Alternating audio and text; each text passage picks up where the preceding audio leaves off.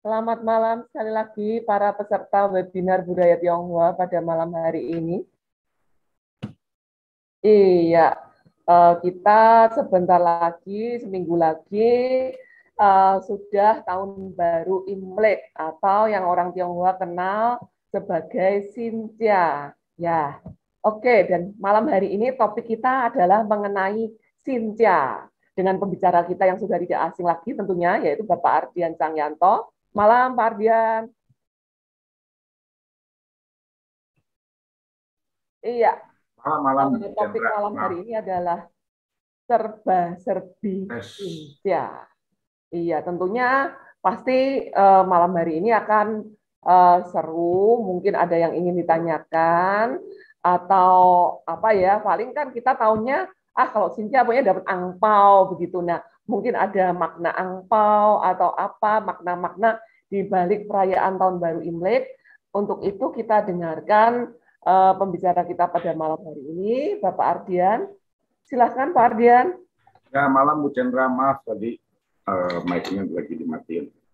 Selamat malam teman-teman semua. Pada hari ini kita akan bicarakan mengenai Imlek, mungkin tapi dari perspektif yang berbeda ya, yang dari umumnya gitu. Karena umumnya membahas masalah-masalah yang paling sering dibahas lah. Ya. Jadi saya coba untuk itu membahas dari sudut yang berbeda, semoga membuka pemikirannya kita itu. Sudah keluar? Iya. Sip. Oke. Ya, terima kasih, Bu Lingling. Jadi, selamat malam teman-teman semua. Kita mulai dulu penyebutannya itu yang berlaku abad 20 dan abad 21 ya. Mungkin penyebutannya kita sering dengar itu Xinnian, Sunjie, Yuantan, dan macam-macam sebutannya. Xinnian itu tahun baru, Yuantan itu artinya hari yang pertama matahari terbit di tahun yang baru. Sebenarnya Yuantan dengan Xinnian itu memiliki kesamaan. Sedangkan Sunjie ini yang paling sering dipakai itu adalah festival musim semi. Festival musim semi ini apakah sama dengan tahun baru Imlek? Jawaban saya tidak sama. Ya, tapi nanti akan saya jelaskan di dalam selanjutnya. Kenapa nggak samanya gitu? Ya, oke. Semua itu berdasarkan pengamatan saya terhadap banyak sekali pernak-pernik budaya Tionghoa, kemudian juga membaca teks-teks klasiknya mereka semua.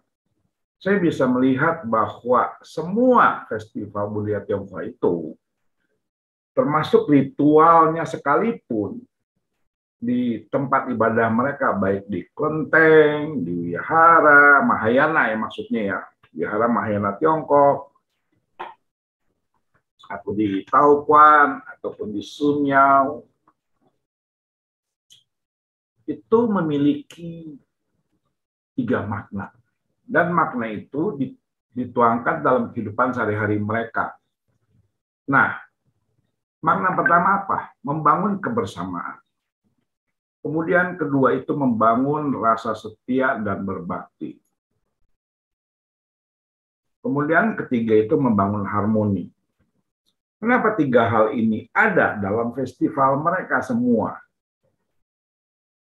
Karena basis pertanian itulah yang menjadi landasan budaya orang Tionghoa.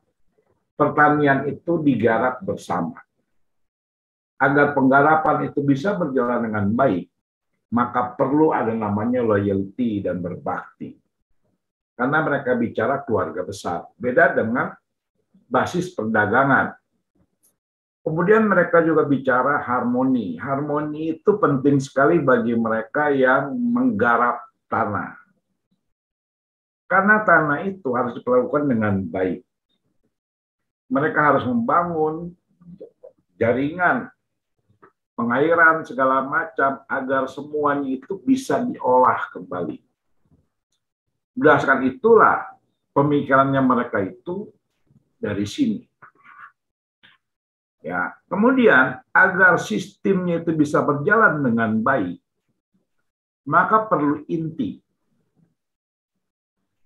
Jadi yang tampak luar dengan yang tidak tampak luar. Yang tampak luarnya apa? Sejak zaman dahulu, orang Tionghoa itu menekankan penghormatan leluhur. Penghormatan leluhur ini bicara juga konsep mengenai alam kematiannya mereka, bicara konsep bagaimana mengurus yang telah meninggal. Kemudian penghormatan leluhur itu menjadi satu sistem yang dibangun agar 3 pilar yang tadi itu bisa berjalan dengan baik. Tanpa adanya penghormatan leluhur, maka semua tidak akan berjalan. Dan ini berjalan jauh sebelum ratus aliran filsafat lahir. Atau kalau kita mengatakan golden axis-nya Karl Jasper pun jauh sebelum itu sudah ada semua.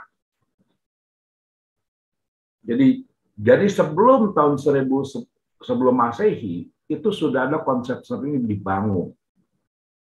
Selain bicara masalah kekuasaan, bicara juga masalah order, keteraturan. Jadi penghormatan leluhur itu memegang peran penting dalam intinya budaya Tionghoa. Terlepas siapapun yang nanti menjadi filsuf, itu akan ada unsur-unsur seperti ini. Jadi suatu keniscayaan, tidak akan berubah. Kemudian ada lagi sistem kekerabatan yang dibangun agar order itu bisa berjalan dengan baik.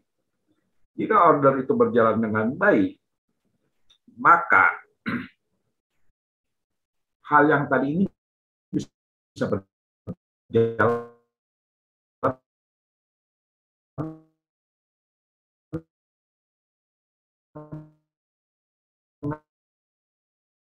dengan baik.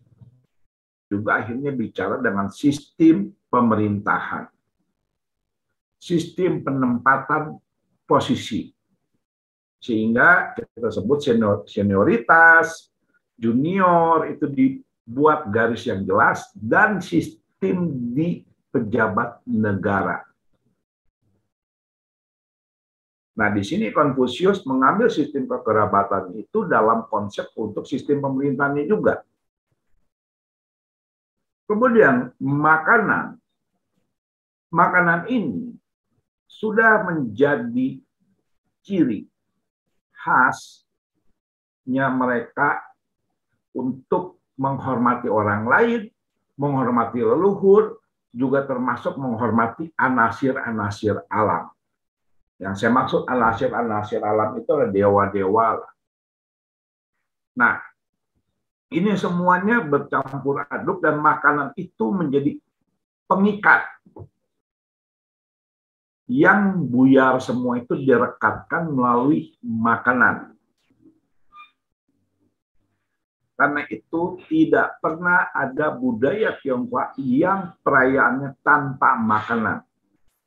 Bahkan di budaya manapun, pada saat terjadi festival atau pesta, makanan itu megang peranan penting.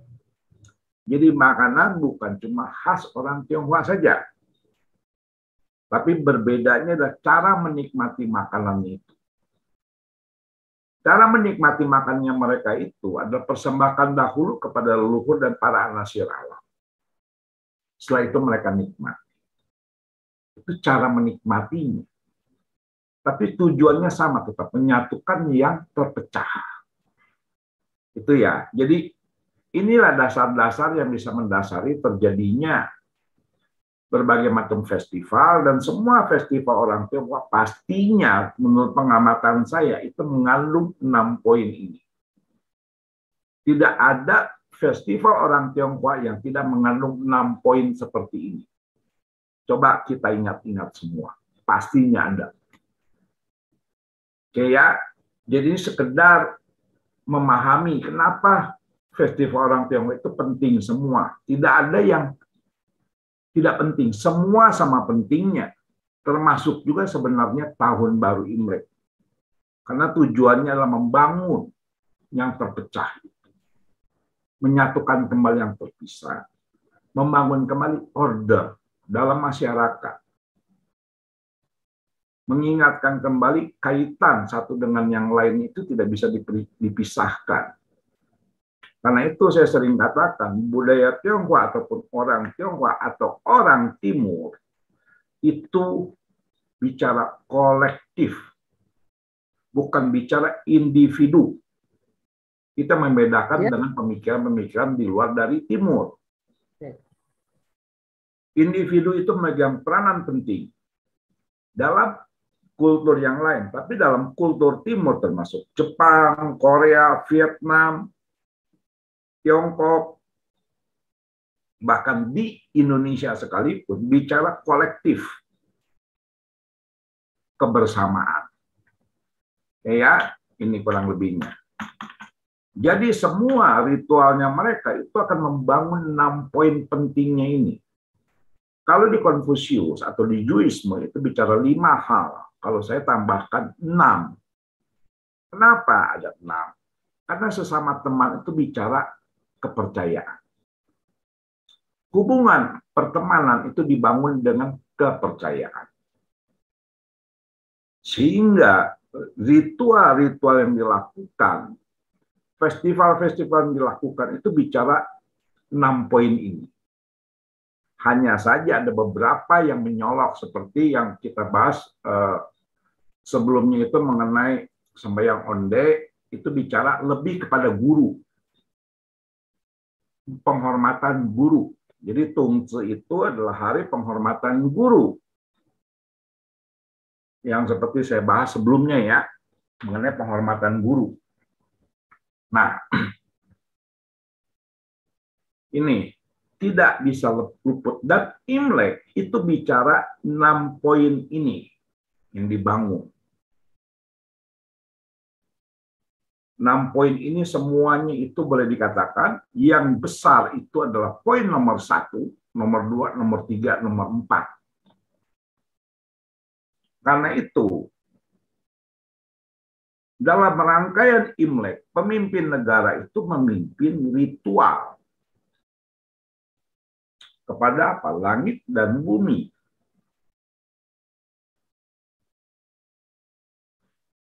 Di sini kekerabatan dibangun dengan kita menghormati para leluhur dan menjalin hubungan persahabatan pada saat Cap Gome kurang lebih. Karena Cap Gome itu adalah hari pesta. Anda lepas, Anda bisa keluar, bertemu dengan teman-teman, bermain, segala macam, membangun semangat lagi. Ini saya skip, karena menurut saya nggak perlu. Nah, saya rasa kita semua udah tahu bahwa kalender Tionghoa ini adalah kalender lunisolar, sehingga mungkin ada salah kaprah pada saat penyebutan Imlek atau Yinli. Hanya untuk membedakan antara kalender lunar dengan kalender solar, atau sebenarnya kalender sistem perhitungan Tionghoa dengan kalender Gregorian. Sehingga penyebutan Imlek ini lebih ke arah memisahkan mana kalender non-Imlek itu kalender kita sebut Pantili ataupun kalender Kaisar Kuning. Sedangkan pada masa penyebutan Imlek ini sudah ada, itu pada masa itu sudah digunakan kalender Gregorian sebagai kalender internasional. Zaman dahulu itu tidak pernah disebut Imlek atau Yinli. Jadi sebelum adanya interaksi budaya Tionghoa dengan budaya Barat ataupun kalender Gregorian, mereka tidak pernah menyebut kalendernya itu kalender Imlek. Mereka sebutnya itu Huangli. Atau oleh Mao Zedong disebut Nungli. Sebenarnya zaman dahulu tidak pernah ada sebutan Nungli dan Yinli. Mereka sebutnya itu Xiali atau Huangli. Bahkan mereka nggak menyebutnya sama sekali sebenarnya. Itu. Karena sistemnya itu sama cara perhitungannya. Hanya diperbaiki dari masa ke masa, terakhir diperbaiki oleh Adam Shell, seorang misionaris dari Prancis kalau nggak salah. Ada di dinasti Ming. Dia memperbaiki sistem perhitungan kalender yang meleset. Adam Shell. Tuh. Nah, ini yang saya akan bahas. Permasalahan besar di kita itu sering sebut festival musim semi. Padahal festival musim semi itu tidak pernah ada dalam sejarah Tiongkok sebelum revolusi. Jadi, saya tidak pernah mau menyebut festival musim semi. Kenapa? Karena perayaan festival musim semi itu sebenarnya bulan 2 tanggal 15. Bukannya bulan 1 tanggal 15. Karena sistemnya kalau kita perhatiin, sistem festivalnya mereka itu ada bicara bulan kedua yang dirayakan.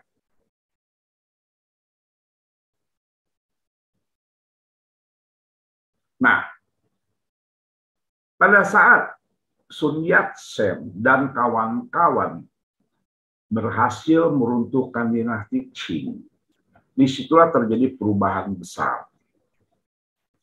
Kita perlu tahu bahwa sebelum dinasti Qing dijatuhkan, banyak sekali kaum revolusioner seperti Sun Yat-sen, termasuk Kang Youwei sekalipun, itu mereka semua ke Jepang.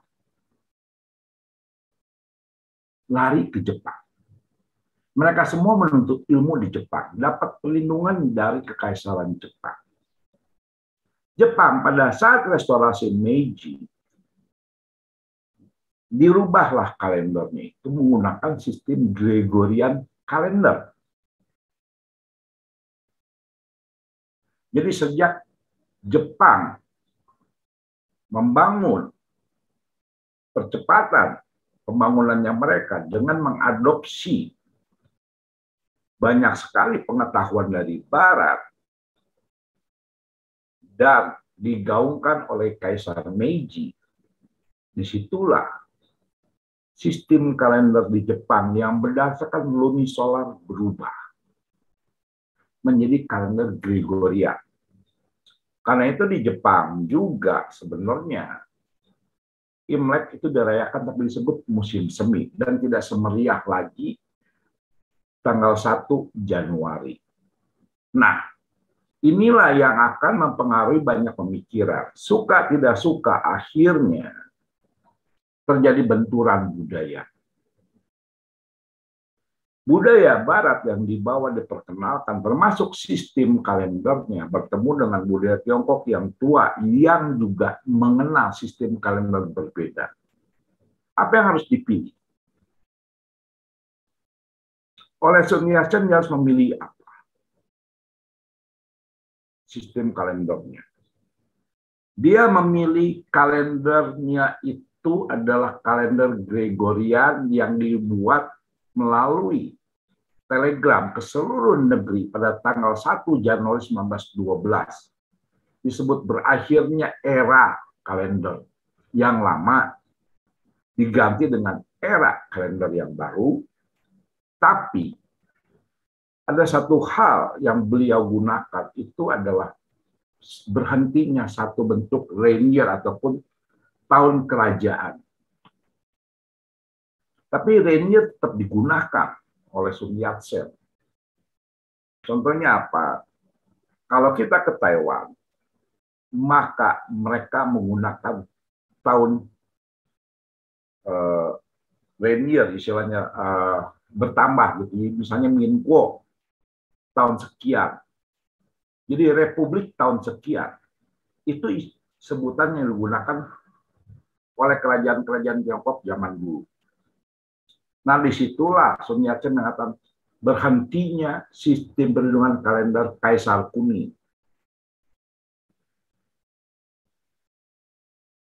Dan dia dari situ menyebutkan bahwa ini adalah Yentan, tanggal 1 Januari. Jadi, Festival musim semi itu nggak dikenal sama sekali. Nah, dampaknya apa?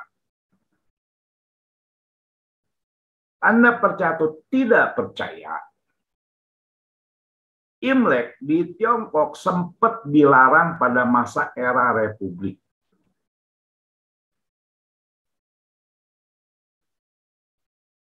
Sempat dilarang, misalnya 1929 dilarang. Imlek itu, perayaan Imlek itu sempat dilarang. Bahkan Yan Sukai, seorang panglima perang ya, yang mendukung Sun Yat-sen sebenarnya menggulingkan dinasti Qing, kemudian dia mengangkat diri menjadi kaisar pada 1916 kalau nggak salah. Itu dia juga mendukung sistem kalender Gregorian, padahal dia mendukung sistem monarki, sistem kerajaan. Menyebut sebagai Sunje ataupun festival musim semi. Permasalahan-permasalahan ini akibatnya benturan-benturan budayanya itu. Ya, nah disitulah sering terjadi benturan-benturan budaya dengan mereka semua yang merasa berpikiran modern, dengan mereka yang berpikiran dianggapnya pikiran kolot. Di situ sehingga terjadi pelarangan,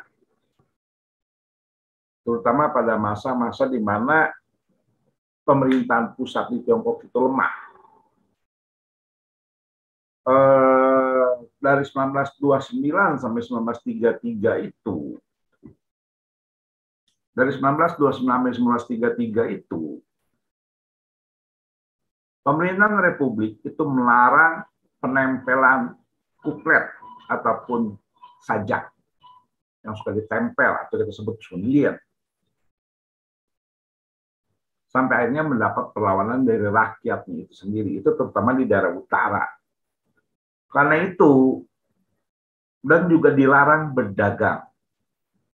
Dilarang libur, harus buka. Anak-anak sekolah wajib sekolah, bahkan diberi ulangan. Jadi masa Orde Baru yang menimpa orang Tiongkok pernah terjadi di Tiongkok waktu itu. Sehingga ada yang mengatakan, inilah salah satu kekalahannya kaum nasionalis pada saat melawan kaum komunis. Karena di situ konon Mao Zedong itu, dia kan pergerakannya basis pertanian. Dia tetap merayakan Imlek dan menyebut sebagai kalender petani. Jadi ini benturan-benturannya itu. Dan benturannya itu tidak berhenti begitu saja. Jadi saya sempat berkesimpulan, jangan-jangan pelarangan Imlek ini pada masa Orde Baru lebih ke arah benturan budaya dan inisiatif seseorang.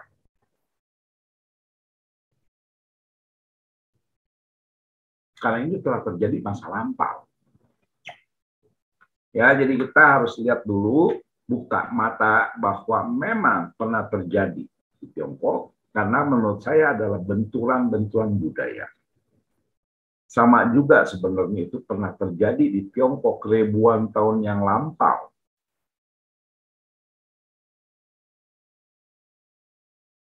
Ribuan tahun lampau pernah terjadi juga. Tapi sistem kalender tetap lunisolar, hanya penempatan tahun barunya yang berbeda. Itu terjadi pada masa dinasti Zhou. Baru pada masa dinasti Han itu dirubah kembali. Bukan karena pernyataan Konfusius, tapi lebih ke arah praktisnya. Jadi, zaman dahulu, tahun baru itu pada saat sembahyang Onde, selama kurang lebih 1000 tahun. Sebelumnya, tanggal 1 bulan 1 Imlek.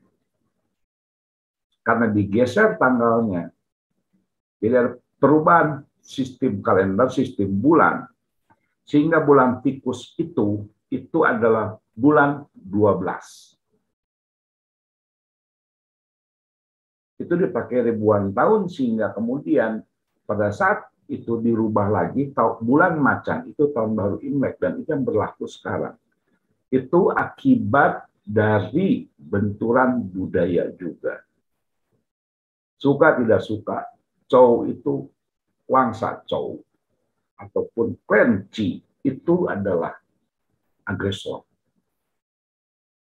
Bahkan mengubah konsep Shangti menjadi Qian. Itu agresor. Tapi kita nggak bahas itu, kita bahas ini semua. Nah, beberapa hal ini gini. Sebenarnya Cao Jun itu bukan dewa dapur, tapi dewa tungku. Dan ini sudah menjadi kepercayaan yang lama, yang sudah berjalan ribuan tahun menjadi satu sistem belief orang Tionghoa itu sendiri. Kenapa bisa ada namanya dewa tungku? Karena dewa tungku ini zaman dahulu ada yang kita sebut bibit api ataupun huocung. Huocung ini merupakan barang mahal sekali. Gampangnya bara. Jadi kalau kita bayangkan 5.000 tahun yang lalu, bagaimana Anda memasak? Nggak semudah zaman sekarang. Sehingga rumah itu memiliki tungku dan memelihara yang kita sebut bibit api ataupun bara. Jadi sebenarnya itu bara menyala terus-menerus dan dibersihkan setahun 2 kali sebenarnya. Atau setahun sekali. Maaf, setahun sekali dibersihkannya. Yaitu pada masa sebelum hari Cengbeng. Kita sebut hari makan dingin. Karena disitulah saat itu tungku dibersihkan. Nah, tungku menjadi peranan penting dalam berbagai macam kebudayaan juga. Bahkan kalau kita kaitkan dengan konsep penyembahan api. Nah, disinilah ada pemaknaan-pemaknaan yang ditambahkan. Pemaknaan-pemaknaan ini ditambahkan. Contohnya bagaimana? Curung ini sebenarnya adalah menterinya Kaisar Kuning. Dan dia itu sebenarnya tugasnya adalah merawat api. Jadi dengan tugasnya itulah dia itu dianggap menjadi salah satu dewa tungku. Dan perempuan sebenarnya katanya. Tapi nggak tahu perdebatannya itu sampai sekarang masih belum jelas ya. Tapi mungkin saja perempuan karena zaman dahulu itu budaya Tionghoa itu maternalistik sebenarnya. Mengusung kaum perempuan. Baru kemudian setelah dinasti Xia dan selanjutnya itu bergerak perlahan menjadi paternalistik. Salah satu cirinya budaya paternalistik dan maternalistik kita bisa lihat dari 2 mazhab filsafat besarnya mereka. Taoisme dengan Duisme. Duisme itu paternalistik. Taoisme itu maternalistik. Lihat dari situ udah kelihatan bahwa ada 2 alur zaman dahulu di Tiongkok purba. Nah, sekarang kita lihat pemaknaan itu apa? Pemaknaan dewa dapur itu ataupun dewa tungku itu ditambahkan sehingga begini, suatu kult itu akan bertahan jika dia memiliki nilai filosofis. Kalau cuma sekedar tidak nilai filosofis, maka itu hanya sekedar kult, tidak akan berkembang. Nah, perkembangan dewa tungku dari mulai api, bibit api, tungku untuk memasak, memberikan makan bagi keluarga. yang memberikan benefit ataupun keuntungan bagi keluarga mendapatkan nilai tambah. Nilai tambahnya apa? Bahwa mereka yang disebut tungku itu pengawas. Jadi nanti saya share ya tulisan saya tentang Dewa Tungku yang lebih komplit ya, kurang lebih ada sekitar 20 halaman ya. Nanti saya share, tolong nanti moderator ingetin saya karena saya kadang-kadang lupa. Karena saya udah buat sebenarnya detail ya. Itu. Tapi kita bahas sekilas. Sebenarnya tanggal 24 di Sisian Ang, sering disebut di Sisian Ang, itu tidak tepat tanggal 24. Anda bisa pilih itu dari tanggal 21 sampai tanggal 24. Tergantung budayanya apa, ataupun profesi Anda. Seingat saya, tanggal 24 itu adalah para pejabat. Tanggal 21 kalau tidak salah kaum nelayan membersihkan tungku atau sembahyang tungku. Jadi tidak harus ada range-nya, tergantung profesi dan tergantung wilayah mana itu.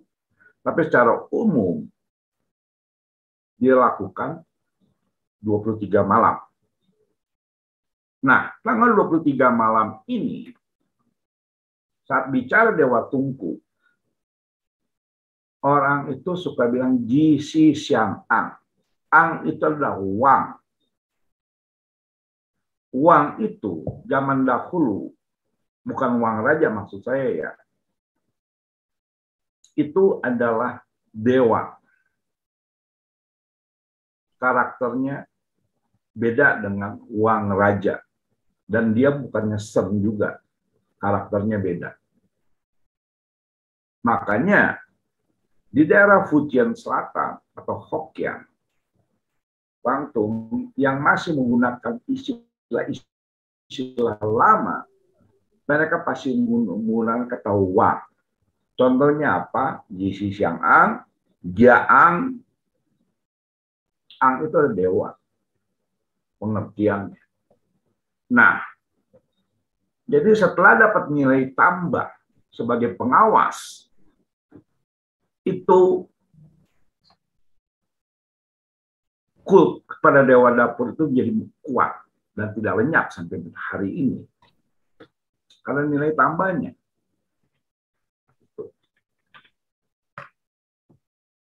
Nah, permasalahannya adalah kita lihat dahulu bahwa sebenarnya kalau menurut kitab mengenai Dewa Tungku sendiri, Dewa Tungku itu tidak tanggal 24 bulan 12 saja. Dia menghadap ke langit. Melapor kepada Iti pada Jokteira. Tapi dalam kitabnya itu ditulis sebulan, kalau nggak salah 2 kali. Dia melapor. Jadi dalam kitab mengenai Dewa Tungku itu dikatakan begini. Jika Anda berbuat salah kecil, Anda diberikan waktu 7 hari untuk boleh dibilang merefleksikan diri. Koreksi diri, apa yang Anda lakukan. Setelah itu Anda minta maaf. Minta maafnya presiden, Dewa Dapur atau Dewa Tungku. Jika Anda membuat kesalahan besar, maka Anda beri waktu 3 bulan untuk introspeksi diri. Nah, tanggal 24 atau tanggal 23 malam, ini adalah hari terakhir Anda melakukan pertobatan. Hari Anda terakhir mengakui kesalahan Anda. Jadi, sebenarnya itu tidak ada urusannya dengan sogok menyogok. Dan kue keranjang yang lengket, manis, coklat itu adalah kue untuk Dewa Tungku, bukan kue keranjang untuk Imlek. Beda dengan Mian Kau. Dia namanya Tianpan. Beda dengan Nian Kau. Nian Kau itu beda. Nian Kau itu diberikan kepada Nian. Nian. Atau monster yang bernama Nian untuk makan. Sedangkan kue keranjang ini adalah khusus untuk Dewa Tungku supaya mulutnya lengket, manis, tidak akan bicara hal-hal buruk. Ini yang saya sebut spiritualitas pragmatis. Jadi saya buat satu istilah baru, spiritualitas pragmatis dalam budaya Tionghoa, salah satunya adalah kue keranjang. Jadi, itu adalah upaya shortcut manusia untuk lolos dari penghukuman dengan kue keranjang. Ya, jadi kalau kita baca kitabnya mengenai Dewa Dapur atau Cao Jin, isinya tidak seperti itu. Bahkan dalam banyak dongeng-dongeng ataupun kisah-kisah tentang Dewa Dapur, itu menunjukkan tidak bisa disogok. Saya beri beberapa contoh. Nanti saya akan berikan beberapa contoh. Kenapa Dewa Tungku itu menjadi utama? Karena rumah itu lengkap kalau ada sumur, fondasi, pintu, kamar mandi. Jadi, dan dapur. Kalau enggak, itu bukan rumah. Jadi yang disebut rumah itu harus memiliki 5 komponen. Pertama, sumur. Kalau zaman sekarang disebut harus ada pam, harus punya fondasi. Kalau zaman dulu Tiongcit atau Tiang Selasar, ya istilahnya saya juga nggak tahu. Harus ada pintu, harus ada kamar mandi, dan harus ada dapur. Jadi disebut dewa rumah, itu ada 5 komponen yang ada dalam rumah. Dan salah satunya itu adalah dapur. Sebenarnya bukannya dewa kamar mandi ya, dewi septic tank kalau zaman sekarang ini. Nah, ini contohnya,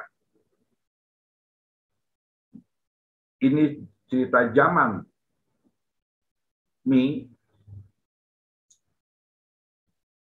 Ada orang yang suka menyogok para dewata, tidak akur segala macam. Jadi ada orang itu suka gosipin orang, bikin hoax lah gampangnya. Berbuat jahat, nggak akur sama saudara, berantem terus, dan hobinya ini menyogok para dewa. Nah, disitulah Cao Jin itu diceritakan menampakkan diri. Dan dia berkata, tidak peduli seberapa besar persembahanmu kepadaku, tidak peduli seberapa banyak hartamu, tidak peduli seberapa tinggi kedudukanmu, hal-hal itu tidak akan menggoyahkan diriku untuk mengatakan hal-hal sebenarnya. Perbuatan-perbuatan baik dan menghindari perbuatan-perbuatan buruk itulah persamaan untukku. Jika kalian bisa berubah pada hari penyebutan diriku, maka aku akan melindungi keluarga kalian. Jelas. Ini cerita rakyat. Dari cerita rakyat ini kita bisa lihat, Dewa Tungku itu bukan yang bisa disogok. Makanya saya katakan, 24 itu hari terakhir untuk bertobat. Ini juga contoh yang mau memperkosa pembantunya. Jadi gini, Cao Jin ataupun Dewa Tungku itu punya 2 pembantu. Pejabat yang memvonis kejahatan, pejabat yang memberikan pahala terhadap kebaikan. Ini ceritanya seperti ini. Anda baca saja. Ya, jadi ceritanya adalah jika Anda melakukan kejahatan, maka ia mencatat semua perbuatan diri Anda itu adalah Dewa Tungku. Dan ingat, dalam kasana budaya Tionghoa, Dewa pencatat dosa itu tidak hanya Dewa Tungku. Tidak hanya Dewa Tungku. Bahkan kalau kita bicara internal alchemy, atau kita bicara spiritualitasnya mereka, itu bicara dewa dalam tubuh kita melapor. Namanya Sansusan. Melapor. Jadi dalam tubuh kita pun ada dewa yang akan keluar melapor. Nggak cuma di atas kepala kita ada seming saja. Jadi ceritanya itu banyak dewa yang menjadi pengawas-pengawas kehidupan kita. Tapi yang paling populer dewa pengawas ini adalah dewa dapur. Jadi jika Anda, kalau kita lihat dari cerita ini mengenai seorang yang memperkosa pembantunya, kemudian Cao Qin memberikan peringatan segala macam, intinya adalah Anda saat berbuat kejahatan atau Anda merasa berbuat salah, introspeksi diri. Jadi Imlek tanggal 24 ini menyambut bukan sekedar sembahyang. Bukan sekedar sembahyang. Itu ya. Harus ada introspeksi diri. Ritual orang Tionghoa, kalau kita perhatiin, banyak namanya pertobatan. Permohonan maaf. Harus ada hal seperti ini. Itulah yang saya katakan, penambahan makna dari sekedar api yang berkembang menjadi tungku. Pemaknaan ini ditambah. Dan ini, kepercayaan ini sudah ada sebelum era para filsuf. Bahwa Dewa Tungku itu melaporkan perbuatan manusia dan menghukum. Itu sudah ada. Itu. Ya. Jadi, apa yang harus Anda lakukan sebenarnya pada tanggal 23 malam ini? Pertobatan, penyesalan, karena ini hari terakhir Anda. Gampangnya kita sibuk sepanjang tahun, oke, nggak apa-apa. Ini hari terakhir Anda. Kalau enggak, ya dilapor. Jadi cara menghapusnya itu bukan dengan kue keranjang, tapi dengan dua cara ini. Nah, tanggal 30-nya itu apa? Berjanji mengubah diri menjadi lebih baik lagi.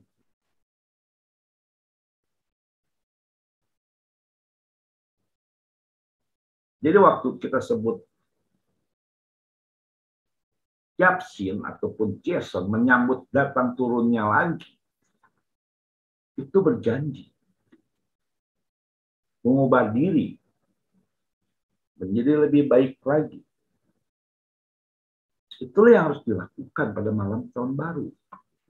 Bukannya, maaf kalau saya pribadi, itu malam tahun baru Imlek tidak pernah mau ke tempat ibadah agama apa. Sembahyang di rumah, kumpul sama keluarga. Bukan jam 12 malah kumpul di tempat ibadah, tidak.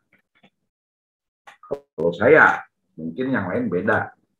Kalau saya lihat tanggal 30 malam ini adalah pada saat kita menyatukan diri. Yang terpecah, menyatu. Ada permasalahan apa? Perbaiki. Bukannya malah anak kemana, papa kemana, mama kemana, cucu kemana. Menyatu. Di rumah. Itu kalau saya, mungkin yang lain silahkan.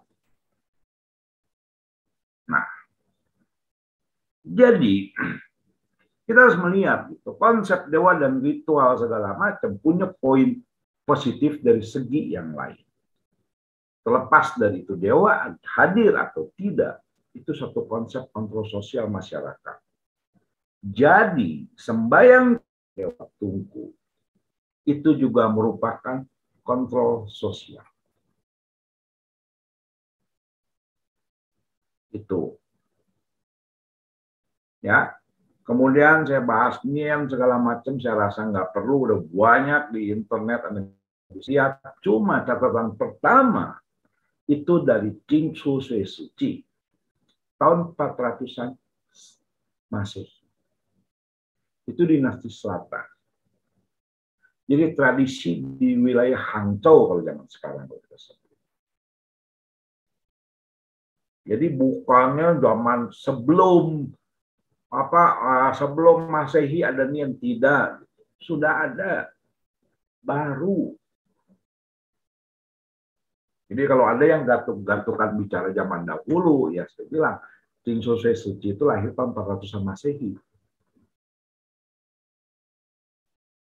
Dan itu tradisi orang Hangzhou. Kemudian menyebar kemana-mana. Menyebar kemana-mana. Jadi ini tradisi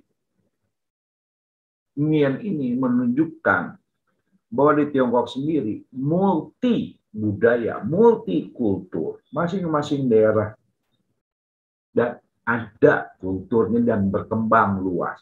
Contohnya apa kulturnya yang berkembang luas? Kultur Maco, Qiansang Semu, dari Putian, itu menyebar sampai ke Zhejiang atas. Padahal dia turun dari atasnya itu sebagai Suiseng itu laki. Turun ke daerah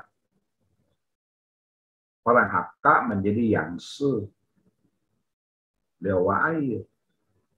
Masuk ke Fujian jadi perempuan. Menjadi dewa lautan. Dari dewa air, sungai menjadi dewa laut. Proses. Ya. Jadi, kalau kita lihat dari Jakuen, itu sepertinya adalah sebenarnya bukannya tahun baru, tapi adalah panen. Unik kan? Karena itu zaman dulu sebutnya cai, bukan nyinyir.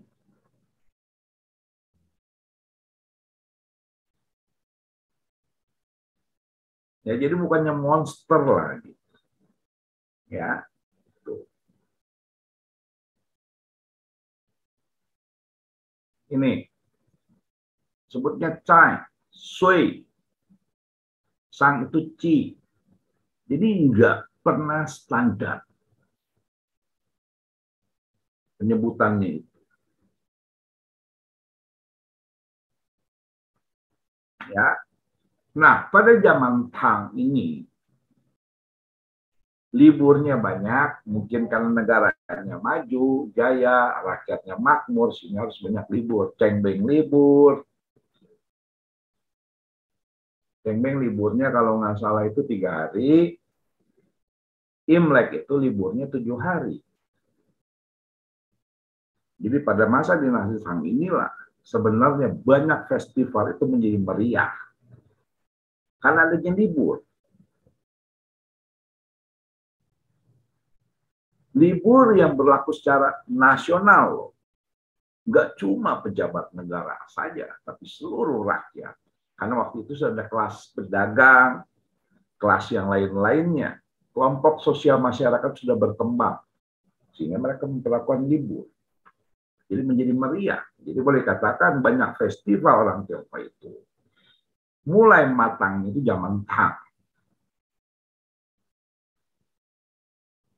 Nah ini cerita Wan Yin saya rasa nggak perlu, kan ini mitos. Karena dianggapnya Wan Yin ini yang membuat kalender. Ya, ini. Nah, ada satu tradisi selain pertobatan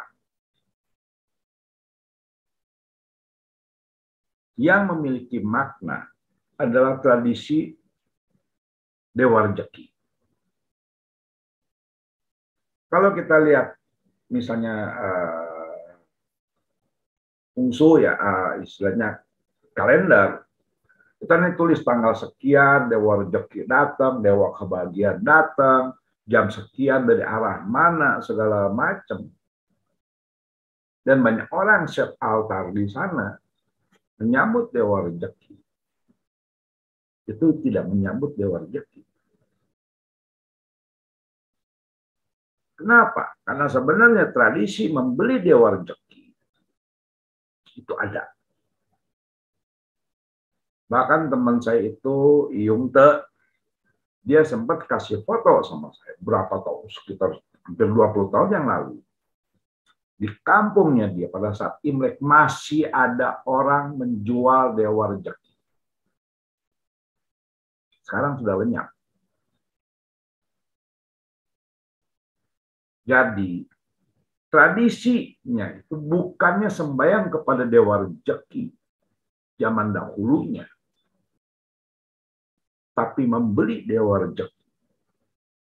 Dilakukan pada malam tahun baru Imlek sampai tanggal 5. Ada juga yang tanggal 30, ada yang tanggal 4. Ada yang tergantung. Nah, itu banyak di daerah utara.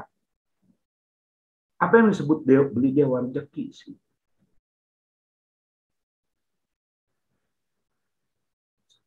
Jadi, tradisinya itu adalah kita berbagi kepada sesama. Baik kan? Bagus. Memberikan angpau pada mereka semua, segala macam, agar supaya bisa merayakan Imlek. Tapi, kenapa harus kata beli dewa rezeki? Karena tradisinya zaman dahulu itu, orang-orang kaum duafa yang anak-anaknya dari keluarga tidak mampu, termasuk orang dewasanya juga, dia akan melakukan satu usaha dahulu. Usahanya apa? Gampang.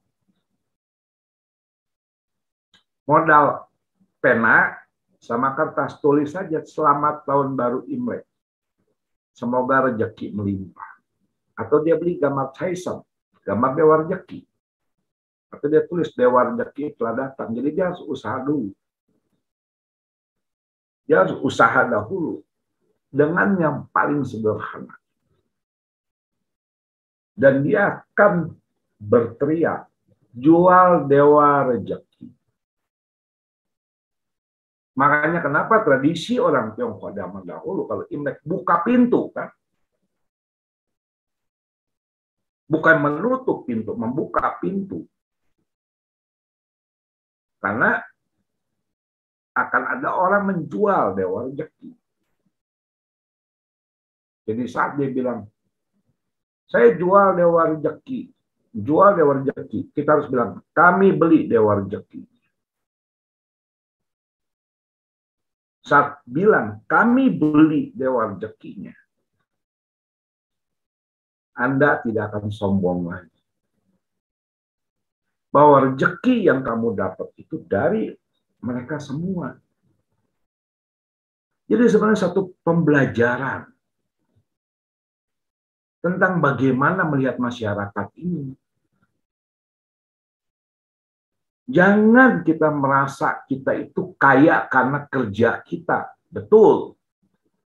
Tapi kalau tidak ada orang-orang yang miskin, yang mau bekerja buat kita, kita pun tidak akan bisa kaya. Jadi kita beli sebenarnya. Dan yang miskin pun harus memiliki harga diri, tidak menjual kemiskinannya. Jadi dia harus melakukan satu upaya dahulu, satu usaha dahulu, sebelum mendapatkan angpau. Bukan sekarang ngantri di depan rumah orang kaya, sambil bisik-bisik, ketawa-ketawa, tungguin angpau. Bos, Tiongki, angpau. Nggak bisa. Nggak berlaku. Artinya adalah memelihara mental kemiskinan. Memelihara mental pengemis. Dan di Tiongkok, itu memiliki konsep pengemis pekerjaan hina. Jadi dewa rejeki itu bicara hubungan timbal balik antara orang beruang atau berduit yang memiliki rejeki yang lebih dengan rejeki yang kurang. Anda punya rejeki itu Anda beli dari mereka semua. Bukan dapat dari langit turun. Tapi Anda membeli dewa rejeki. Jadi ini semacam afirmasi pikiran positif yang ditanamkan sebenarnya. Sama juga seperti mengantar dewa miskin. Afirmasi positif yang dibangun. Melalui festival. Menanamkan pikiran-pikiran positif yang dibangun. Dan itu yang menjadi poin penting pada saat Imlek. Ini kurang lebihnya saya katakan nanti banyak yang sudah tahu menurut saya. Tapi saya tidak pernah bilang membagi angpau. Bagi list. Karena angpau itu barang umum. Cuma sekedar amplop. Tapi lisi itu artinya apa? Membagikan keberuntungan kita. Itu. Dan kalau masang huruf fu ataupun gigi terbalik itu jadi polemik. Sekarang ada yang bilang benar, ada yang bilang nggak benar. Terserah. Tapi waktu kita terbalik memiliki makna. Yang protes pun dia ada pemaknaan lain. Ya, kurang lebihnya tradisinya saya rasa semua sudah tahu. Cuma tanggal 10 itu adalah hari di mana tidak boleh ada namanya tungku ataupun isinya groundbreaking. Nggak boleh ada upaya-upaya yang kita sebut merusak alam. Itu hari bumi.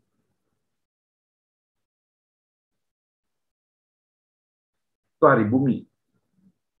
Jadi minimal kalau Anda yang tukang-tukang gali tanah, tukang tebang-tebang pohon, minimal setahun sekali sehari istirahat. Itu. Oke, saya rasa cukup sampai di sini. Ini saya shortcut. Kalau ada salah kata, mohon maaf semuanya. Dan ini gotong tepekong ala Taiwan. Tapi dengar-dengar beliau kena ekskomunikasi. Terima kasih semuanya. Saya kembalikan ke moderator Ibu Lingling. Iya, terima kasih Pak Ardian, paparan yang menarik ya. Di sini kita memang apa ya, jadi tahu, mungkin banyak yang sudah kita ketahui, apalagi rekan-rekan yang hadir di sini juga sudah banyak yang sering hadir pada webinar-webinar budaya Tionghoa.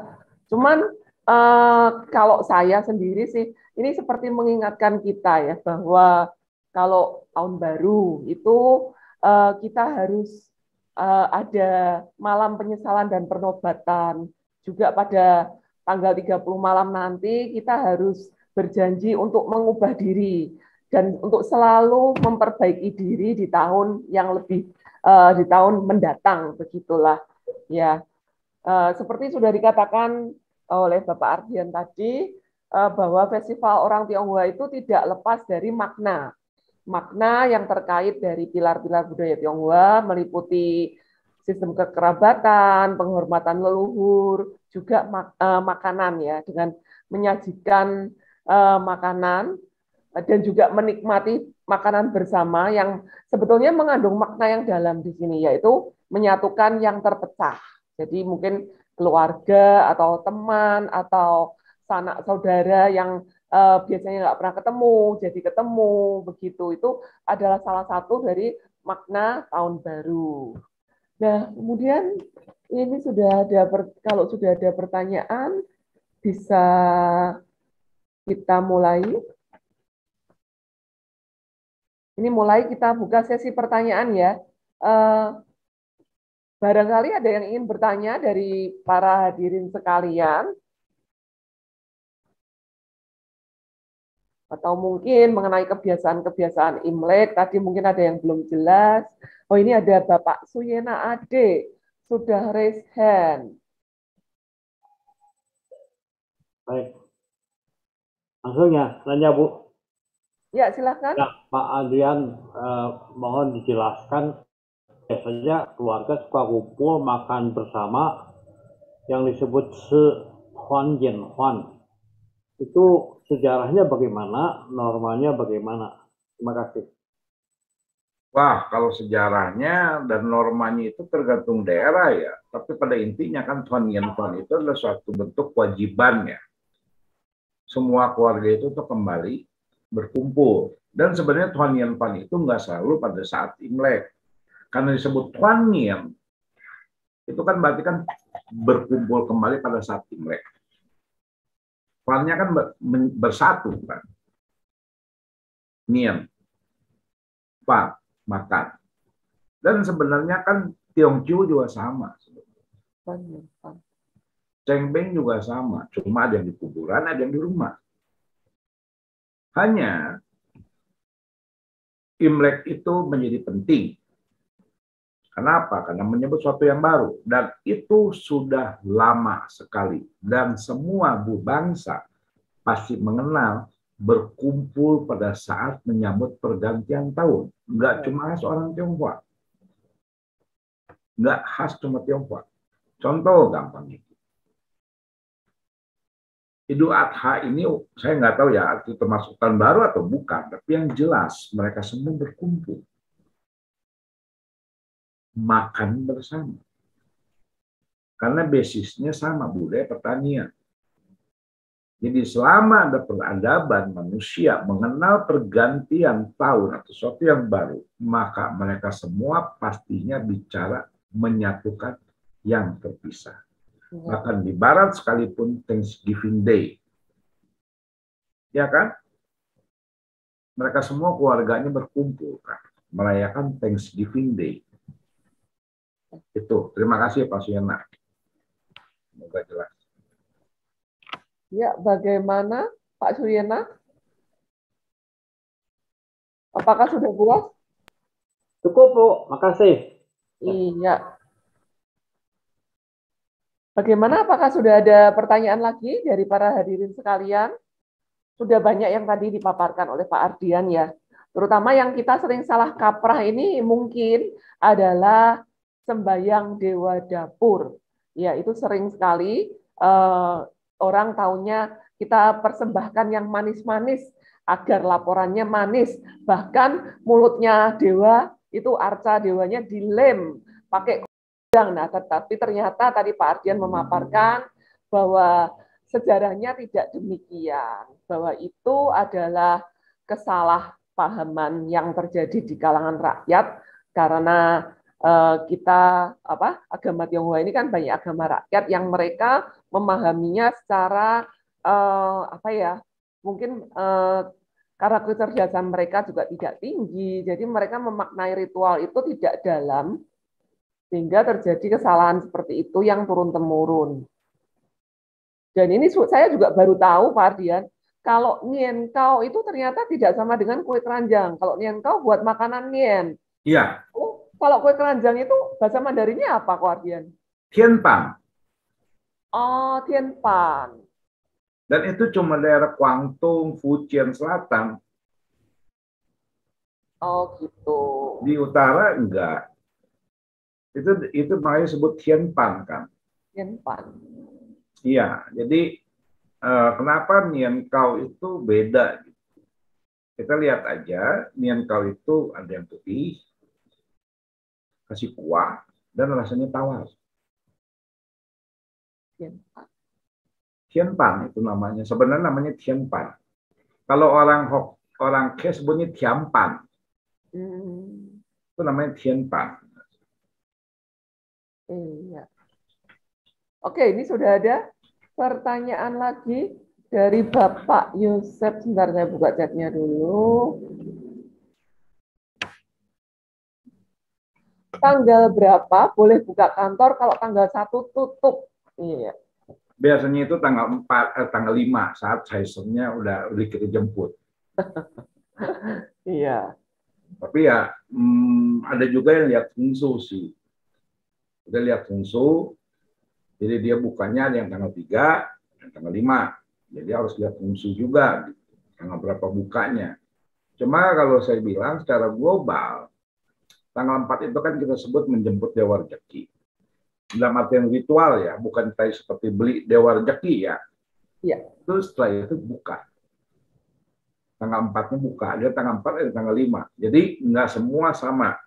Jadi gini, zaman dahulu itu tuh, kenapa tanggal 5 atau tanggal 4? Karena basicnya kita kan budaya pertanian. Mereka semua itu kadang-kadang yang main dalam tanda kutip ya, main ya, atau minta ciamsi. Peruntungan setahun ke depan bagaimana. Tapi kalau dulu mereka semua itu kita undang sebutnya namanya suku, ditanya, pertanian tahun ini bagaimana?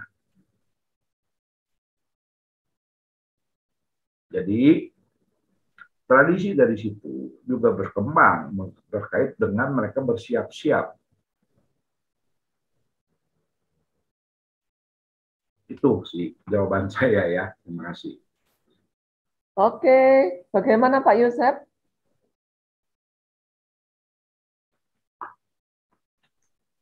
Oke, pertanyaan selanjutnya. Ya, saya yakin yang hadir di sini pada pernah merayakan Imlek. Jadi seharusnya mungkin banyak yang ingin ditanyakan. Biasanya yang menarik itu biasanya seputar tabu, antara lain seperti nggak boleh nyapu dan sebagainya. Nah, mungkin untuk meramaikan, coba menurut Pak Ardian mengenai masalah tabu-tabu yang dilakukan pada saat tahun baru Imlek itu bagaimana Pak Ardian? Ya, begini, tabu itu memang buat orang itu kan lucu ya, ditertawakan, tapi tabu itu juga memiliki satu nilai ya. Nilai yang sebenarnya lebih ke arah membangun mental. Jadi tabu itu, semua masyarakat itu pasti mengenal tabu dengan beragam cara. Kenapa Imlek kita tidak menyapu? Kan pernah dengar ada ceritanya. Seorang gadis yang bawa rezeki, kemudian pada saat Imlek bermalas-malasan, diusir pembantunya, ya bosnya jadi bangkrut, betul nggak? Akhirnya kan itu kan. Sebenarnya dari cerita ini kita bisa lihat ada satu sisi lain. Bahwa pembantu pun pada saat Imlek itu libur. Istirahat. Kasih mereka itu menikmati. Jangan mentang-mentang kita ini bos, karyawan, disuruh-suruh nyapu, ngepel pada saat Imlek. Mereka itu wajib menikmati. Dan poin lainnya apa? Si Julian ini yang perempuan namanya Julian kan pembantunya kan. Artinya kan sebenarnya kan as you wish gitu, seperti yang kau mau kan. Ya pembantu zaman dulu kan begitu, bos bilang cuci sepatu, semuanya kan. Betul. Saat pembantu lepas, kita pikir dari sisi cerita mitosnya ya, tabunya nih, tabu kan punya makna yang mulia sebenarnya. Kita bisa hidup nggak sih tanpa pembantu? Zaman sekarang mungkin bisa, tapi tetap pakai robot kan, pakai pocokan kan, betul nggak? Betul. Tenaga kayak pembantu panggilan lah, entah yang namanya go clean atau apapun kan. Kalau zaman dulu kan keluarga besar itu orang-orang kaya punya pembantu, budak lah dan tanda kutip, sebenarnya budak. Mereka semua itu kan saat Imlek itu mereka harusnya berbahagia, istirahatlah, senang-senang, happy-happy. Tapi kan enggak dikasih. Makanya dari cerita itu, si Juliannya kabur, bangkrutlah. Kita bisa bayangin nggak? Kita kalau nggak ada karyawan, kita bangkrut. Makanya ada satu tradisi Imlek juga yang bagus sebenarnya. Itu kita sebut tradisi Weya. Atau Wegue. Wegue ini kan dikaitkan dengan konsep pertanian ya. Karena mereka semua itu kan mayoritas petani mengolah tanah. Sehingga pada Wia itu mereka semua kan sembahyang pada Hokte Chengsin. Terus nanti ada Toya kan, pembukaan kan, sembahyang juga kan, mohon berkah. Nanti ada tutup juga kan, terima kasih. Nah, itu kan kelas petani. Mereka berterima kasih kepada Dewa Bumi. Lah kalau bos-bos berterima kasih sama siapa? Makanya dulu itu sebagian hewan juga saya pernah lihat sendiri. Ada sebagian juga tetap melaksanakan tradisi Weya dengan cara sebagai kaum pedagang. Beda dengan cara kaum petani. Jadi kalau cara kaum petani itu sembahyang sama Dewa Bumi, Hokte Chengsin. Kalau kaum pedagang itu dia kumpulin semua karyawan bulan 12 tanggal 16. Kumpulin semua karyawan, ajak makan-makan, kasih bonus supaya mereka ada duit buat bayar utang segala macam, ada uang lebih untuk merayakan Imlek. Tahu apa yang dilakukan? Dia mengucapkan terima kasih kepada semua karyawan. Tanpa Anda, perusahaan ini tidak akan berdiri. Tapi banyak yang melakukan itu pada saat malam Imlek. Ngumpulin karyawan semua, ayo kita pesta-pesta pedat, mereka lupa. Malam Imlek itu adalah saat keluarga berkumpul. Bukan berkumpul dengan bos. Jadi sebenarnya berkumpul dengan bos itu bulan 12 tanggal 16. Dan namanya majikan mengucapkan terima kasih kepada seluruh karyawannya. Ini kan satu bentuk yang membangun diri manusia kan pada saat Imlek kan. Mengingatkan kita kalau nggak ada karyawan bisa apa? Sehebat-hebatnya orang, gitu, sehebat-hebatnya Elon Musk, Bill Gates sekalipun, tetap perlu karyawan kok. Nggak ada semuanya robot kan. Jadi kita harus Imlek itu adalah hari kita berterima kasih kepada orang-orang yang di bawah kita. Yang menginginkan kita untuk kekayaan kita, rezeki yang kita dapat itu dari mereka semua. Dan memang benar. Satu orang yang hidup kelas menengah ditunjang oleh 9 orang yang menderita. Satu orang kaya ditunjang oleh 99 orang yang hidupnya menderita. Nah yang kaya ini pernah sadar nggak sih? Bahwa mereka itu ditunjang oleh orang-orang bawahannya. Makanya Imlek ini sebenarnya kalau kita mau lihat ya bukannya sekedar sembahyang pada Kien, Kikong, Tuhan, God, Kamsia, dikasih hoki. Bukan. Imlek ini membuat kita berpikir, membumi. Bukan sekedar sembahyang ke atas. Lupa. Kalau nggak ada yang bawah, nggak ada atas. Makanya kita orang punya Tuhan, istilahnya, langit dan bumi. Kan? Hien dan Ti. Kan? Kalau nggak ada bumi, kita jatuh ambles nggak tahu kemana. Kan? Itu kan. Makanya disebut orang yang bisa berintegrasi, Hien Ting Li Ti. Kan? Betul nggak? Iya, betul. Ingat loh, jadi langit dan bumi. Bumi aja. Kalau kita lihat di Icing, malah Pak Suyana hobi baca Icing. Dia menampung segalanya, nggak protes kok. Ya kan di Kuenkuanya kan. Di Ciengkuanya hebat. Wah langit begini, begini, begini.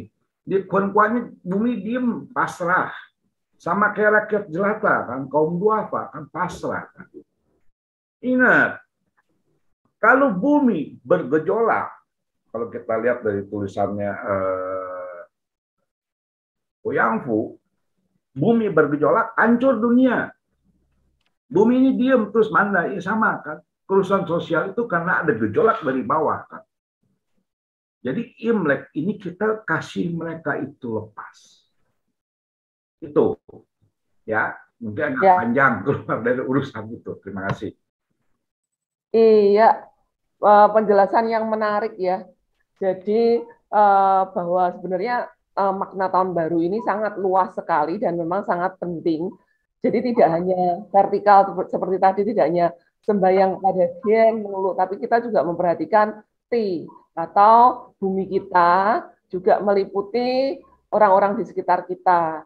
Jadi mengingatkan kita untuk yang sudah menjadi bos, berterima kasih kepada karyawan, kemudian apa juga tidak meminta-minta terus meminta angpau itu tadi yang saya ingat ya. Jadi kita jangan memiliki mental pengemis. Ya, barangkali ada yang ingin bertanya lagi. Pak Adrian, kalau misalnya ada orang berduka pada saat-saat hari tahun baru, nah bagaimana ada masalah tabu tadi atau pantangan yang berhubungan dengan kalau kita mau melayat ya, atau harus yang diperhatikan oleh keluarga yang berduka atau bagi kita yang akan melayat. Maaf, kurang jelas pertanyaannya gimana, Pak? Jadi kalau ada orang yang berduka atau keluarga yang meninggal pada saat-saat hari tahun baru, Imlek, lalu ada masalah yang dalam kaitan dengan tabu tadi ya, pantangan, baik bagi keluarga yang berduka maupun orang yang mau melayat, ada tradisi yang berhubungan dengan ini tidak? Makasih. Maksudnya orang berduka, ya meninggal. Oke. Ya, maksudnya ya tegasnya gini, bolehkah kita datang melayat pada hari Imlek gitu, tahun baru Imlek? Ya kalau saya bilang sih nggak usah juga melayat pada datang sih boleh-boleh aja. Cuma kan kita bicara yang logis aja dulu ya. Sekarang gini, kalau tahun baru nasional sekalipun itu pasti sepi. Orang nggak ada yang melayat, betul nggak? Pas lagi Lebaran pun pasti sepi. Ya Imlek di Indonesia mungkin ramai tetap yang datang, tapi kali saya yakin di Taiwan, di Tiongkok itu sepi nggak ada yang datang. Jadi bukan masalah tabu apa enggak. Kalau saya bilang malah kesian yang meninggal, keluarga yang ditinggalkan. Nggak usah juga di Tiongkok, kita nggak usah bicara tabu. Di Indonesia pun kalau tanggal 1 Januari, kayaknya malah stres ya keluarga yang tinggalinnya. Betul nggak? Jadi ini bukan masalah tabu apa enggak, karena orang-orang itu banyak lagi aktivitasnya berbeda. Aktivitasnya berbeda. Tapi seandainya kita bayangkan ya, kalau Kaisar meninggal waktu itu, tetap semuanya pada datang ngurusin. Tergantung kelas seseorangnya gitu. Tapi ada satu hal yang menarik ini adalah mereka yang dalam suasana berkabung tidak boleh merayakan Imlek. Dan kalau misalnya itu kita kalau ke kampung di Tiongkok ya di Indonesia sih nggak ada ya. Itu kita bisa tahu itu keluarga sedang berkabung apa enggak cuma ngeliat tuilian. Nggak ada tuilian berarti kampung tahun pertama. Tuilian warna biru itu tahun kabung kedua. Tuilian warna kuning itu tahun kabung ketiga. Jadi kita tidak akan berkunjung. Kita tidak akan mengunjungi keluarga yang sedang berkabung itu dengan melihat tuilian, yang melihat simbol lah. Melihat tandanya, melihat sign tanda yang ditaruh dari tuiliannya itu kita akan tahu. Ya karena konsep terkait dengan konsep yang Kungfu juga tekankan gitu.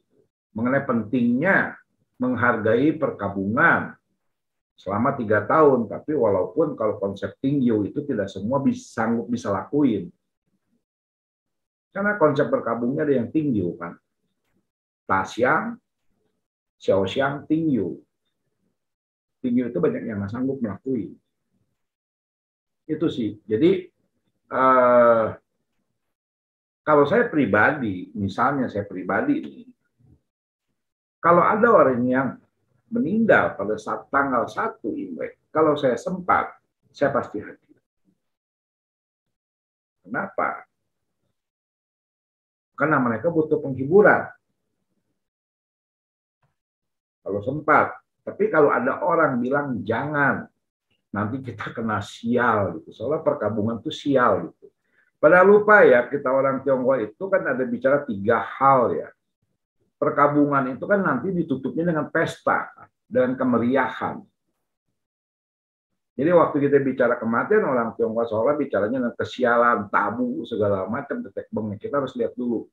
Tabunya itu kenapa? Misalnya ada yen, kenapa harus ada yen? Gitu. Jadi kita tabu. Gitu.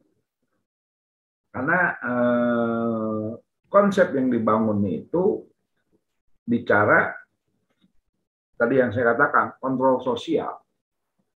Sama seperti kita juga waktu lagi ada orang luka cita, kita datang. Buat mereka malah kita tabu. Gitu. Tapi kalau kita datang untuk mengucapkan luka cita, tidak tabu. Tapi kalau kita datang untuk mengucapkan Sinian Kuala, itu tabu. Itu Pak, terima kasih. Ya, bagaimana Pak Suyana? Ya, Bu, makasih. Iya. Jelas, ya. Ini internet saya juga gangguan, jadi saya videonya tak matiin sementara. Ya, barangkali masih ada yang ingin bertanya lagi?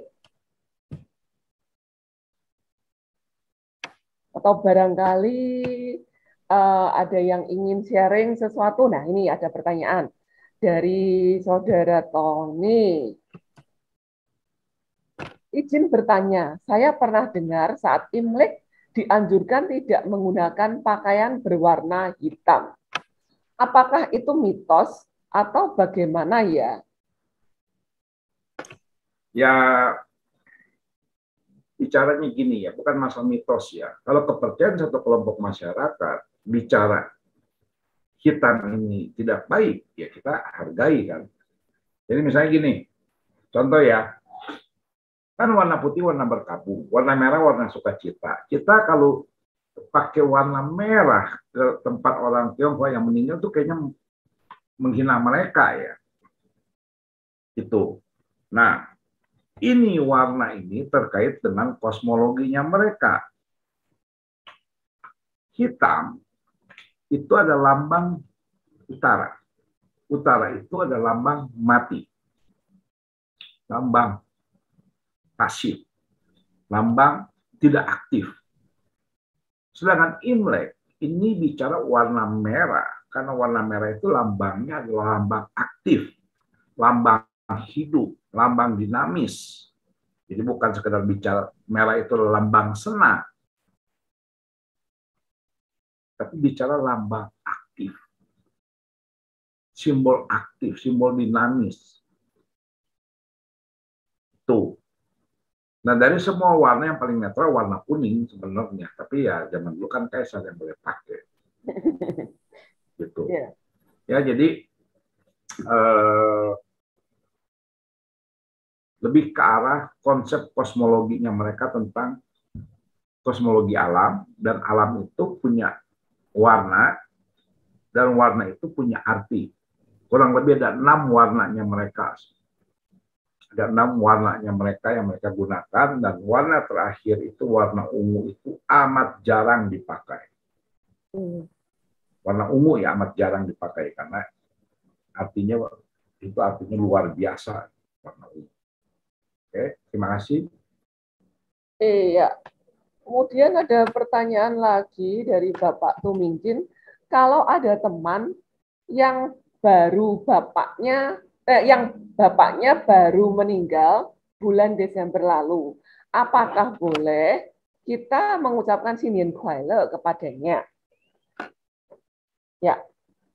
Ya, itu tergantung orangnya itu bagaimana ya. Tapi kalau ya kita kan dunia ini kan udah berubah ya. Kita ini kan udah boleh dibilang udah lintas ya, lintas dengan adanya internet, transportasi, kecepatan kita itu udah bersatu. Nah, temannya itu siapa? Pertama siapa dulu?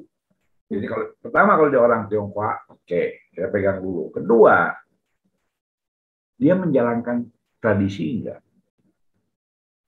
Kalau dia menjalankan, kita tidak ucapkan. Kalau dia menjalankan, saya sarankan hargailah, berkabung 3 tahun. Kalau menjalankan. Tapi kalau nggak menjalankan pun, menurut saya, identitas dirinya dia itu Tionghoa. Identitas etnisnya itu adalah budayanya dia sendiri. Ya, kalau saya sih sarankan bijak-bijak aja di situ.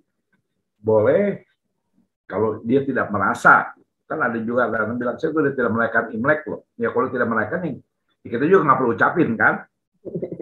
Tapi kalau dia merayakan Imlek, ya berarti kan dia mengikuti tradisi budaya, ya kita selayaknya jangan ucapin. Itu jawaban saya sih.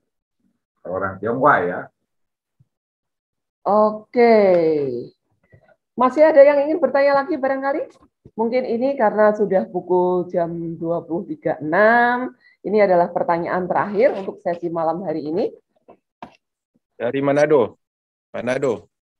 Dari Manado, silakan Pak. Ya. Halo, selamat malam Pak Adrian. Apa kabar? Malam Pak.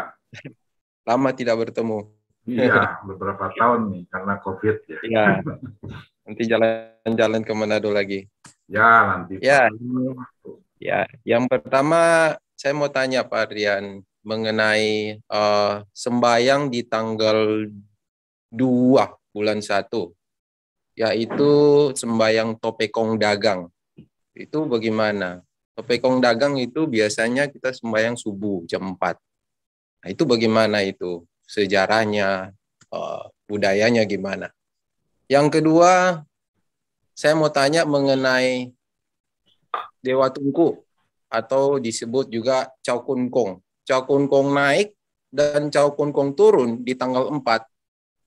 Dan Cap Gome, apa ada hubungannya? Chow Kun Kong naik tanggal 24, Chow Kun Kong turun tanggal 4 bulan 1, dan Cap Gome, ritual. Itu apa ada hubungan? Dan yang ketiga, apa ya tadi? Udah lupa. Itu 2 dulu aja lah, Pak Dian. Terima kasih, Pak Dian. Iya, sama-sama. Ya. Mungkin Topekong Dagang itu ya kita lebih ke arah dewa rezeki ya. Dewa rezeki itu Caisen ya. Caisen itu banyak. Salah satu Caisen itu namanya Fanli. Fanli ini konglomerat zaman dulu lah. Dulunya pejabat, terus dia berhenti, terus dia jadi buka usaha, jadi kaya lah konglomerat zaman dulu itu Fanli. Kemudian yang kita sebut Hau Cukung lah. Nah itu Hau Cukung itu dia menjadi dewa rezeki. Jadi dewa rezeki itu banyak ya. Jadi mungkin yang maksud Topekong Dagang itu Caisen ya, terutama pada Fanli ya. Bukan Pikan, bukan Chow Kung Ming, atau bukan Quan Kung. Karena yang benar-benar pengusaha itu Fanli. Nah, pada umumnya karena begitu banyak Caisen sebenarnya di Tiongkok, nggak cuma satu. Itu bahkan zaman dinasti Tang, Sung, itu malah orang asing yang jadi konglomerat itu jadi Caisen. Anak buahnya sih, tapi tetap dipai sebagai Caisen. Persembahannya daging kambing. Itu sebenarnya Caisen orang asing yang jadi konglomerat lah di Tiongkok waktu pada masa itu. Tapi namanya nggak ada, dia lebih mengacu kepada satu etnis tertentu yang berhasil menjadi orang kaya di Tiongkok. Nah, kita bicara dulu ya, jadi kita bicara mungkin yang dimaksudnya itu Caisen Ye ya. Nah, tadi saya katakan, tiap daerah itu nggak sama sebenarnya. Nggak sama. Caisen itu tanggal berapa, tapi pada umumnya karena basic pertanian tanggal 4 dan tanggal 5, jadi Caisen itu tanggal 4, tanggal 5. Jadi saya nggak bisa jawab detail karena masing-masing daerah itu masing-masing budayanya berbeda-beda. Contoh gini, ada satu ensiklopedia itu kita bicara Tiongkok dulu ya. Itu ensiklopedia itu bicara 36 provinsi punya tradisi dan kebiasaan. Itu tebalnya, tingginya ditumpukin 2 meter. Dan itu belum komplit. Saya tadinya minat pun nggak berani beli, 2 meter tingginya. Berapa juta itu. Jadi dari situ aja kita bisa lihat kompilasi mereka tentang budaya berlaku di 36 provinsi Tiongkok aja tingginya 2 meter. Apalagi ditambah di Manado, nanti mungkin di Papua, di Tim-Tim, di Bandung, di Bogor, itu nggak akan beres gitu ya. Tapi pada intinya adalah kita menyambut yang namanya Dewa Rejeki. Cuma Dewa Rejekinya kan tergantung profesi.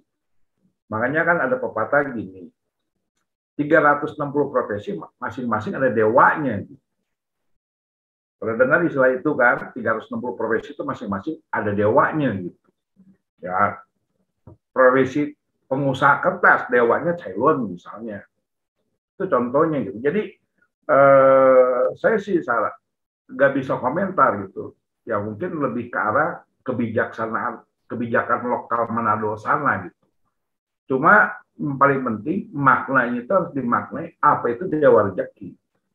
Itu yang pertama. Kedua, itu yang tadi yang tanggal 4, itu kan saya kaitkan dengan budaya pertanian. Tanggal 4, tanggal 5, di banyak wilayah Tiongkok dulu, mereka semua sebelum memulai tahun, itu mereka itu bertanya. Bertanya bisa dengan Jiangxi, bisa dengan mengundang. Kita sebut ya istilahnya jalangkung lah bahasa Indonesianya. Kita mengundang suku atau cai langkung. Karena cai langkung itu, cai langkung itu bukan berarti roh gentayangan dalam konteksnya luasnya ya. Itu jadi mengundang untuk menanyakan rezeki gitu. Jadi disitulah dan dipercaya tanggal 4 dan tanggal 5 itulah yang namanya Caisen itu turun ke bumi. Caisen loh. Bukannya Caocin, bukannya Dewa Dapo, setahu saya ya. Karena tradisi yang di keluarga saya saja menyambut Dewa Dapo-nya tanggal 30 malam. Karena Dewa Dapo itu turun tanggal 30 malam. Nah, kalau Cap Gome sebenarnya gini, rangkaian perayaan Imlek itu panjang. Bisa dimulai dari sembahyang ronde atau tangce, itu mulai langkah pertama sampai Cap Gome itu langkah pertama. Dan itu lebih berlaku di daerah utara yang dingin luar biasa. Karena itu tangce itu mereka semua ada pembagian arak, pembuatan arak untuk menghadapi dingin, memberikan makanan berkali-kali kepada orang-orang kaum duafa. Tapi di selatan Tiongkok, misalnya di Guangzhou, di Guangdong, Fujian, itu yang tidak sedingin ekstrim di utara, perayaan itu beda. Mereka lebih banyak mulai bulan 12 tanggal 16 sampai penutupan. Itu tanggal 15. Itu. Nah, mungkin yang perlu saya tambahkan ya, bukan saya luruskan, itu tradisi yang disebut Dewa Naik. Pernah dengar? Tua Pekongnya naik, semua dewa naik. Itu sebenarnya berasal dari tradisi kerajaan yang disebut dengan Feng Yin. Feng Yin itu bicara menutup segel. Jadi keabsahan seorang pejabat zaman dulu itu dari segel, lambang kekuasaan. Sama sampai sekarang pun segel itu stempel lah istilahnya. Pokoknya segel ya sebenarnya stempel itu kan keabsahan kekuasaan. Pejabat pun pasti pakai stempel itu, perusahaan pun pasti pakai stempel itu. Nah, para pejabat di Tiongkok itu memiliki stempel itu. Nah, ada satu upacara yang disebut Feng Yin, membungkus stempel. Biasanya dilakukan dari tanggal 21 sampai tanggal 24. Mereka pilih. Setelah disegel, artinya si pejabat itu tidak lagi melayani segala macam urusan birokrasi, alias libur total. Dan dibuka, itu ada yang tanggal 21 bulan 1, ada yang dibuka tanggal 5 bulan 1. tergantung stratanya si pejabat itu sendiri. Jadi artinya kantor pejabat itu libur. Kantor birokrat libur. Sama kayak kita tahun Lebaran rasanya semua kantor ditutup ya. Kantor pemerintahan kan. Nah mereka melakukan satu upacara. Kenapa? Karena segel ini atau stempel ini adalah pemberian dari kaisar. Memiliki lambang kekuasaan dan mereka akan segel. Di kelenteng-kelenteng di Tiongkok, itu semua kelenteng pasti memiliki stempel. Sebagai lambang keabsahan kekuasaan dari dewa tertentu. Nah, tanggal 24, mereka itu melakukan upacara menutup segel. Jadi ada upacara itu, segelnya ditutup, bahwa si dewanya tidak lagi melayani urusan birokrasi seperti di stempel. Jadi dewanya istirahat dalam artian itu adalah mimikri atau meniru tradisi dari kerajaan. Jadi sebenarnya yang libur itu para biokongnya yang ngurusin stempel-stempelan, yang ngurusin administrasi itu libur di kelenteng itu. Tapi disebut dewanya naik ke surga, semua bukan. Itu lebih ke arah satu tradisi menyetop satu ya gampangnya itu kelenteng libur lah, nggak melayani lagi administrasi. Misalnya kok tolong ya, misalnya saya mau nyumbang, maaf, stempelnya disegel, kita udah nggak melayani lagi. Kok minta ya, misalnya ya kan buat apa, misalnya buat rumah pengan gitu. Udah, ini dewanya libur dalam artian gitu. Sebenarnya liburnya kan umat pengurus-pengurusnya yang libur. Kenapa? Karena saat itu Anda harus memperbaiki, merenovasi kelenteng. Termasuk juga rumah. Jadi saya sering katakan tanggal 24 sampai tanggal 30 itu adalah hari bebas. Hari Anda memperbaiki rumah, dalam artian rumah kita, renovasi, dicat ulang, termasuk juga altar-altar dewanya itu. Itu Anda bebas, misalnya tidak ada tabu waktu itu, bebas, nggak perlu lihat hari lah, nggak perlu macam-macam. Jadi dari satu masyarakat yang mengenal banyak tabu, pasti ada satu ruang yang diberikan pada mereka semuanya, itu ruang gerak. Itulah yang ada. 24 sampai tanggal 30 kebayang nggak? Kalau misalnya itu kelentengnya dewanya nongkrong terus menerus, itu kelenteng kapan direnov? Kapan dibersih-bersih? Ya, kita ngurusin terus umatnya semua. Jadi perlu ada satu waktu yang ideal di mana kita bisa melakukan sesuatu tanpa ada namanya kata tantang atau takut kualat. Jadi saya nggak percaya dewanya naik gitu, istirahat gitu, nggak ada itu prinsipnya gitu. Ini cuma dan banyak orang yang bicara dewanya naik gitu ya kan, semua bersih-bersih kan, betul nggak? Segelnya stempelnya disegel nggak? Ditutup nggak? Kan enggak. Kan nggak ditutup. Juga nggak ada upacara buka segel. Jadi ini permasalahannya adalah tradisi orang Tionghoa di kelenteng dalam ritual sehari-hari itu juga banyak meniru tradisi kerajaan. Itu jawaban saya Pak ya. Terima kasih. Ya, terima kasih Pak Adrian. Iya, saya rasa diskusi malam hari ini sudah cukup panjang dan sudah banyak informasi yang kita dapatkan seputar Imlek, dimulai dari kebiasaan-kebiasaan, kemudian mengenai dewa dapur dan kesalahpahaman yang sering terjadi termasuk soal dewa pada naik semua, yaitu pada saat tanggal 24 di Sisang Ang dan selanjutnya. Dan juga yang terpenting adalah bagaimana kita bisa memaknai kembali tahun baru ini dengan berjanji mengubah diri untuk menjadi yang lebih baik. Seperti halnya kita menyajikan webinar-webinar ini pasti akan tidak luput akan kesalahan-kesalahan.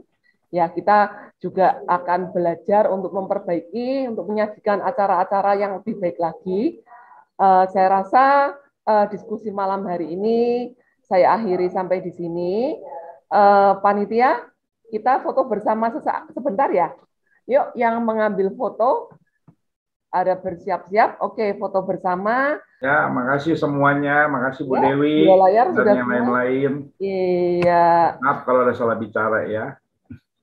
Ya, saya juga minta maaf jika apa pada malam hari ini mewakili panitia ada kekurangan dalam penyelenggaraan. Iya, salam kenal bagi yang baru bergabung hari ini. Sampai jumpa di acara webinar selanjutnya.